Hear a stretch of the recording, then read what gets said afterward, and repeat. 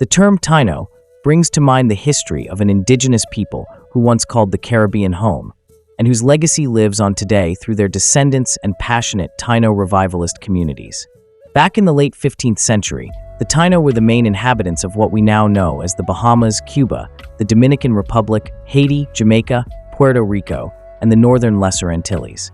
They were the first New World folks that Christopher Columbus met when he arrived in the Bahama archipelago on October 12, 1492. The Taíno spoke an Arawakan language, and researchers like Granberry and Vesalius have pointed out two main types: Classical Taíno, which was spoken in Puerto Rico and most of Hispaniola, and Siboney Taíno, found in the Bahamas, much of Cuba, western Hispaniola, and Jamaica. These communities thrived on agriculture and were led by caciques, featuring set settlements and a matrilineal system for passing on heritage and property. Their spiritual lives revolved around the worship of Zimis. The indigenous folks of the Greater Antilles sometimes go by the name Island Arawaks, but it's interesting to note that they didn't actually refer to themselves as Taínos. That name was coined by the anthropologist Constantine Samuel Rafinesque in 1836. While some scholars argue that the Taíno disappeared long ago or blended into broader cultures with African and Hispanic influences, the truth is that many people today proudly identify as Taíno or recognize their Taíno roots, especially among Puerto Ricans, Cubans, and Dominicans. A lot of folks in these groups carry mitochondrial DNA that traces back to Caribbean indigenous ancestry, linking them to their Taíno heritage through mothers. Nowadays, some communities cherish an unbroken cultural connection to their Taíno ancestors, often passing this down quietly and with pride, while others actively seek to revive and celebrate Taíno culture, adding vibrant layers to Caribbean identity. There are two main ideas about where the indigenous Caribbean people, like the Taíno, came from. One group of researchers believes that the Taíno's ancestors were Arawak speakers from the Amazon basin. They think these folks migrated to the Orinoco Valley on the north coast, and then made their way to the Caribbean through what is now Venezuela and Trinidad, moving on to the Lesser Antilles, Cuba, and the Bahamas. This theory is backed by evidence linking the ancestors' cultures to the Orinoco Valley and their languages to the Amazon. On the flip side, the Circum-Caribbean theory suggests that the Taíno's ancestors came from the Colombian Andes. This idea, proposed by Julian H. Stewart, points to a migration from the Andes to the Caribbean, with additional movements into Central America and surrounding areas like Venezuela and the Amazon basin. Taíno culture is believed to have formed right in the Caribbean. Their creation story says they emerged from caves in a sacred mountain in what we now call Hispaniola. Recent studies in Puerto Rico show that a good number of people have Amerindian mtDNA. Interestingly, among the two major haplotypes found, one isn't present in the Taíno ancestral group, hinting that they are connected to other native groups as well. DNA studies have really changed how we think about indigenous history before Columbus arrived. National Geographic notes that studies confirm that a wave of pottery-making farmers, known as Ceramic Age people, set out in canoes from the northeastern coast of South America around 2,500 years ago and island hopped across the Caribbean. However, they weren't the first settlers. They ran into foraging folks who had been there for about 6,000 or 7,000 years.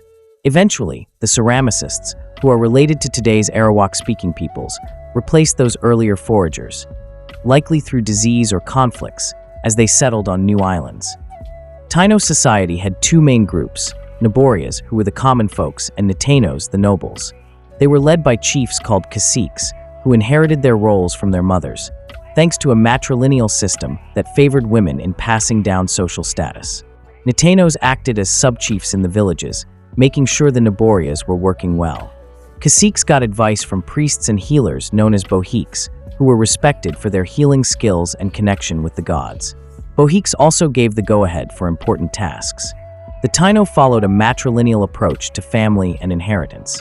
Spanish accounts of who succeeded a chief aren't consistent, and it seems some of these rules changed when the Spanish disrupted their society.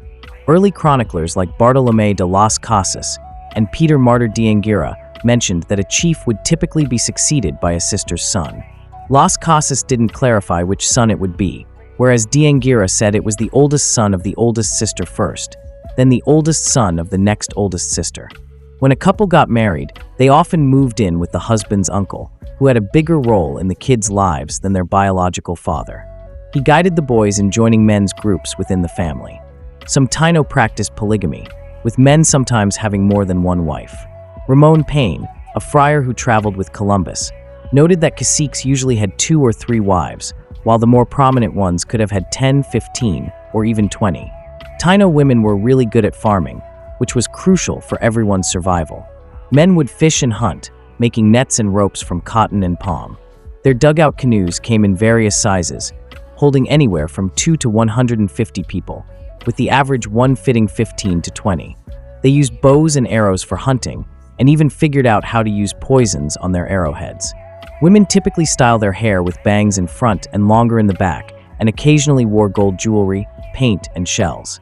Taíno men and unmarried women usually went without clothes, while married women wore a small cotton apron called a nagua. The Taíno lived in villages called ukieks that varied in size depending on where they were. Those in Puerto Rico and Hispaniola were larger compared to the smaller settlements in the Bahamas. In each village, there was a central plaza for social activities like games, festivals, religious ceremonies, and public gatherings. These plazas came in different shapes, like oval or rectangular, and were the spots for ceremonies celebrating ancestors called arritos. Most people stayed in large circular houses, bohayos, made from wooden poles, woven straw, and palm leaves, surrounding the central plaza and fitting 10 to 15 families. The caciques and their families lived in rectangular buildings, kani, built in a similar style, often with wooden porches. Inside, they had cotton hammocks, sleeping and sitting mats made from palm, wooden chairs with woven seats, and cradles for the kids. The Taíno played a fun ceremonial ball game called baiti. Each team usually had about 10 to 30 players and used a solid rubber ball. While men mostly played, women sometimes joined in too. They would have games in the center plaza of their village or on special rectangular courts called baiti. These games weren't just for fun, they likely helped settle conflicts between communities, and the most impressive courts were found at the edges of chiefdoms. Chiefs would even bet on who would win the games. The Taíno spoke an Arawakan language and used an early form of writing with petroglyphs found at archaeological sites throughout the West Indies. A few of their words, like barbacoa, which means barbecue, hammock, hammock, canoa, canoe, tabaco, tobacco, sabana, savannah, and juracan, hurricane, have made their way into other languages. When it came to fighting, the Taíno made wooden war clubs called macanas. These clubs were about an inch thick and looked a bit like the coco macaque. To look fierce in battle, they would paint their faces, and during religious ceremonies, they would take certain substances and call upon the spirits known as zinis. The Taíno were the most advanced group of the Arawak people to settle in what is now Puerto Rico. Some individuals and families that had a bit of status in the tribe started moving into higher roles, leading to what we call the Casicazgo, or chiefdoms. They set up villages and organized their chiefdoms, known as Casicazgos, into a confederation. According to Spanish chroniclers, Taíno society had four main social classes: the cacique, the chief; the Nitanos, nobles; the bohiques, who acted as priests or shamans; and the naborias, the common folks. Archaeological evidence shows that the Taíno Islands could support a large population for roughly 1,500 years. Everyone in Taíno society had their own job, and they believed it was important for everyone to eat well. They had an effective system for gathering from nature and farming, with people busy hunting, foraging, or engaging in other productive tasks. Tribal groups settled in villages under a leader known as a cacique, or cacica if the leader was female. Some women who were referred to as cachicas by the Spaniards didn't actually rule, but were often seen that way because they were the wives of caciques. Chiefs were typically chosen from the Nitanos, and they usually gained power through their mother's family line. A male leader was more likely to be succeeded by his sister's children rather than his own, unless their mother's lineage made it possible. The chiefs had both practical and spiritual duties. They needed to look after the tribe's well-being and protect them from harm, whether it was from nature or supernatural threats. They were also in charge of managing food production. The power of a cacique depended on how many villages they controlled and the connections they formed through family ties, marriages, and ceremonies. According to a study by the Smithsonian in the early 20th century, these alliances showed how united the indigenous communities were, banding together as a way to defend against external threats, like the Caribs attacking Puerto Rican communities. Polygamy was a common practice that allowed the cacique to build alliances by marrying women from different areas, extending his influence. As a symbol of his status, the cacique carried a guanan, which is a special artifact made of a gold and copper alloy from South America. This represented the first Taíno mythical chief, Anacacuya, whose name means Star of the Center, or Central Spirit. Besides the guanan, caciques wore various artifacts to show their status, like cotton tunics, rare feathers, crowns, and masks made from cotton and feathers, as well as colored stones, shells, or gold. They also sported woven cotton belts and necklaces made from snail shells or stones, often decorated with small masks in gold or other materials. Under the cacique, the social structure had two main groups: the Taínos at the top and the Naborias at the bottom. The Taínos were considered the tribe's nobles, made up of warriors and the cacique's family. They also included advisors who helped with things like organizing communal work, planting and harvesting crops, and keeping the peace in the village. On the other hand, the Naborias were the larger group of working peasants in the lower class. The Bohiques were the priests who took care of the tribe's spiritual needs.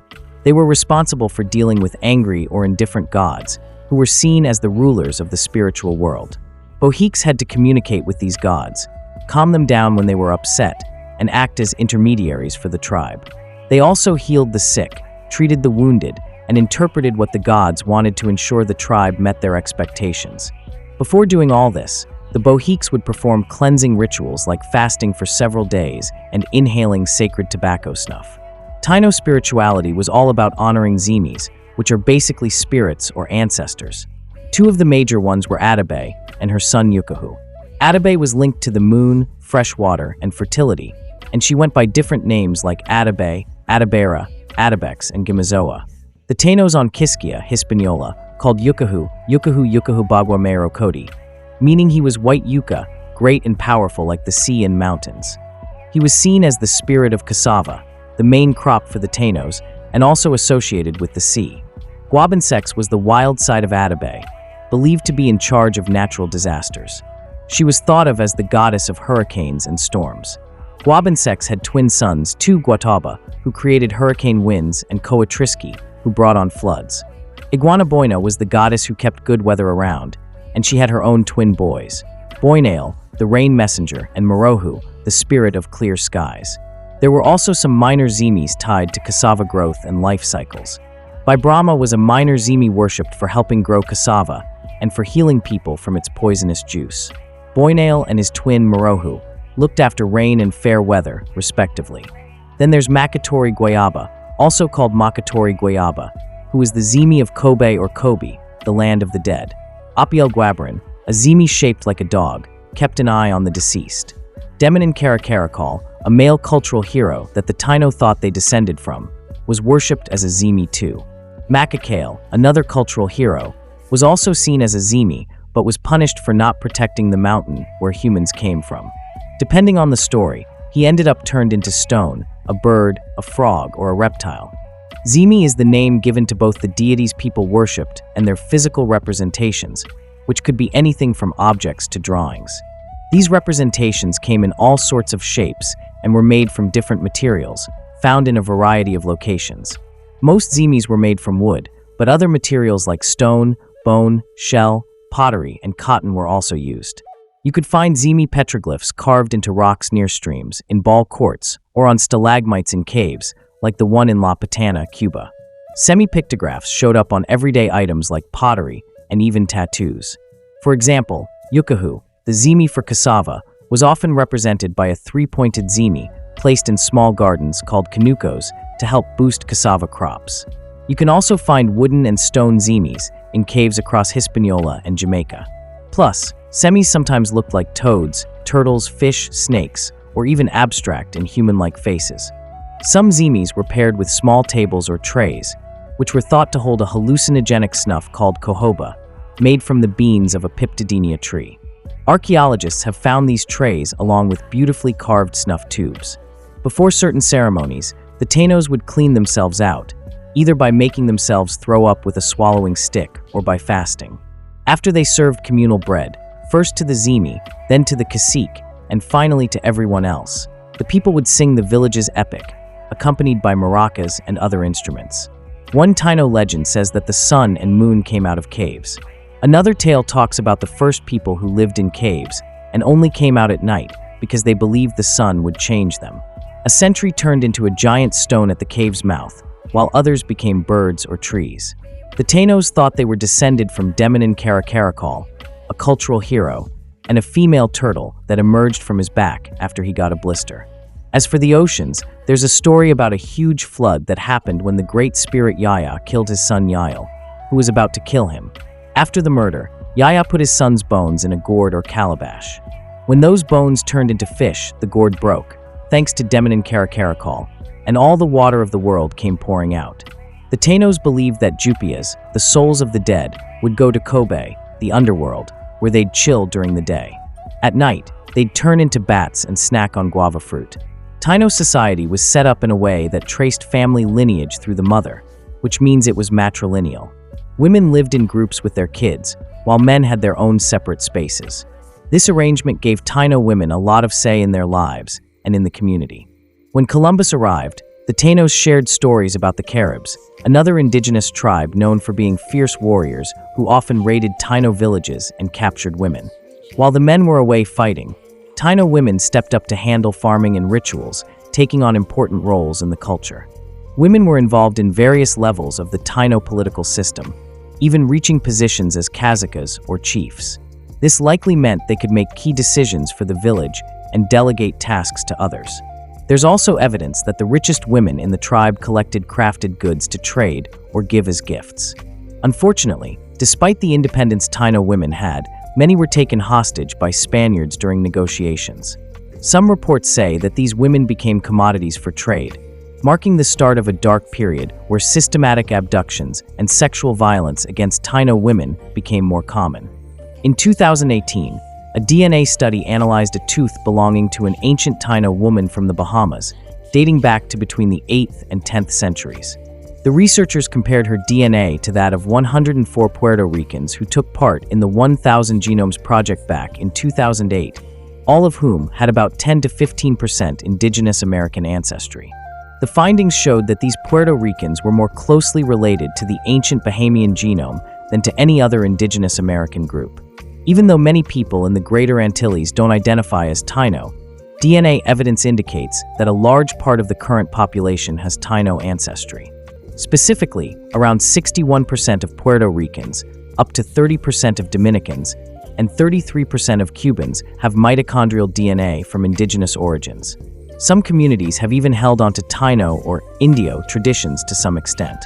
In total, there have been 16 studies on the DNA of people from the Spanish-speaking Caribbean and its diaspora, mostly focusing on Puerto Ricans, which show that between 10% and 20% of their DNA is indigenous.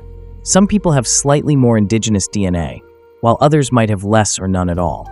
A recent study looked at a group in eastern Puerto Rico, where most people claimed they had Taíno ancestry.